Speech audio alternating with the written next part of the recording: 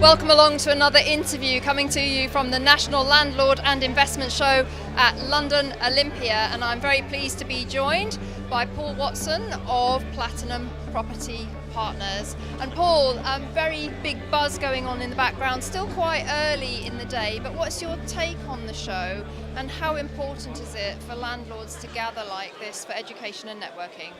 Yeah, I'm really impressed actually. I had a walk around the show this morning, and as you say, it's very busy, very early, which is fantastic.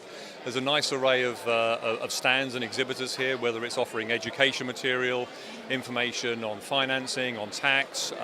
There are people offering coaching courses, there are suppliers into the industry, so you've got a wide spectrum of stands here. And I think it's great because, you know, the landlord and the property rental sector has gone through a tough few years and is going through a tough few years right now. So it's important that people who have a vested interest in this business are coming here, networking, educating themselves and securing the future business, you know, of the private rented sector. Absolutely. I think, you know, to have a free resource like this where not only to meet other landlords, as you say, but all of the exhibitors, local authorities, have the panel debates, it really is a worthwhile day out for landlords because really, I'm sure you agree, it's going to be the educated landlord who survives. Yeah, for sure. I mean, this term accidental landlord is bandied around the industry a lot, and actually that's how I started my journey. I was an accidental landlord in my previous corporate life, as a lot of people are. But then if you decide you want to do a business of running property and running it as a business, getting that education, whether it's courses, whether it's connections, whether it's networking groups, is absolutely vital. That's obviously one of the reasons why I joined Platinum, why I became a franchise partner, to understand what their model was, to follow their model. Luckily, I now have a successful property portfolio myself, and you know, continue to want to share that and help other people make their property journey as successful. No, there's a very nice synergy between what goes on at the show and what goes on at PPP, because as you say, one of the main resources to the franchise partner is the education, and clearly, again, the HMO sector very much in government spotlight, lots of changes coming, and so much going on, so much to keep up with. Yeah, that's really true. I mean, with the changes that have been happening as a result of Section 24 and the tax changes, there are a lot of landlords out there that are this year and potentially not even now looking at their portfolio and going, oh, this is going to hurt from a tax point of view. They've got some choices. They can pass some of that cost on to the tenants and hence the tenant tax campaign, or alternatively they have to absorb those costs themselves. A number of them are either selling up their properties or they're looking to how can they make that asset work that much harder? And obviously HMOs are in vogue. That's one of the options that they can do. But that brings with it a whole new bunch of learning, because running an HMO is very different to a single AST property, as I'm sure you know.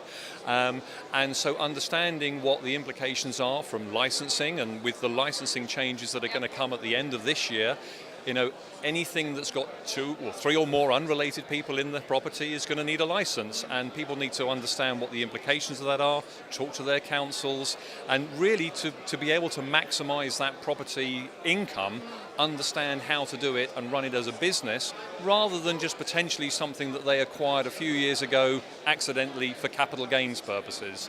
You know, it's about making that property cash flow so that if they are paying more tax, they still are making some income, you know, and that's the key thing nowadays, because they'll need to reinvest in that property and keep it up to scratch for good quality accommodation. Absolutely. One of the trends that we're seeing on Property Tribes is that newbies coming into the sector are thinking that they can go straight to running HMOs. What would you say to that?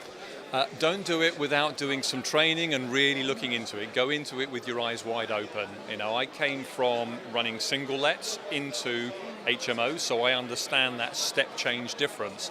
If they're going to go straight into an HMO, definitely get some education.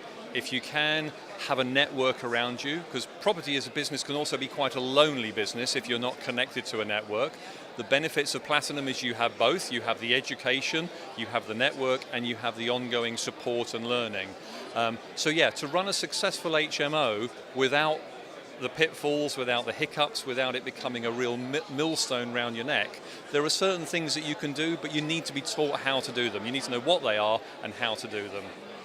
Now, just as we close out here, bring us up to speed with what's been going on at Platinum Property Partners, because there's always something going on with you guys. There is indeed, yeah. I mean, obviously with the Section 24 tax changes, our business model fundamentally changed.